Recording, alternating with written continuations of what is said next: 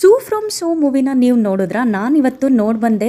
ಆ ಮೂವಿನ ನೋಡೋಕ್ಕೆ ಹತ್ರದಲ್ಲಿರೋ ಥಿಯೇಟರ್ ನೋಡಬೇಕಾದ್ರೆ ಟಿ.ಸಿ. ಪಳ್ಳ್ಯದಲ್ಲಿರೋ ವಿ ಸಿನಿಮಾಸ್ ಅನ್ನೋ ಥಿಯೇಟರ್ ನನಗೆ ಸರ್ಚ್ ಮಾಡಿದಾಗ ಸಿಕ್ತು. ಹೋಗಿ ನೋಡ್ತೀನಿ. ತುಂಬ ಚೆನ್ನಾಗಿದೆ. ಹೊರಗಡೆಯಿಂದ ಡಿಸೈನ್ ನೋಡಿ ನನಗೆ ತುಂಬ ಇಷ್ಟ ಆಯಿತು. ಹೊರಗಡೆ ಮಾತ್ರ ಅಲ್ಲ, ಒಳಗಡೆನೂ ಅಷ್ಟೇ ಚೆನ್ನಾಗಿದೆ.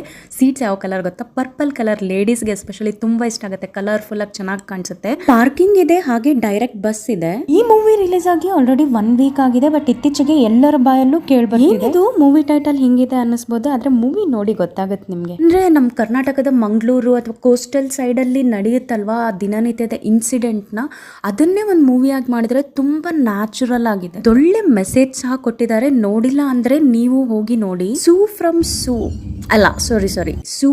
ಸೋ ನೋಡಿಲ್ಲ ಅಂದ್ರೆ ನೀವು ಹೋಗಿ ನೋಡಿ. ಫ್ಯಾಂಟಸಿ ಏನೂ ಇರಲ್ಲ, ರಿಯಲಿಸ್ಟಿಕ್ ಮೂವೀಸ್ ನಿಮ್ಗೆ ಇಷ್ಟ ಆಗೋದಾದ್ರೆ ಈ ಮೂವಿನೂ ನಿಮ್ಗೆ ಇಷ್ಟ ಆಗುತ್ತೆ.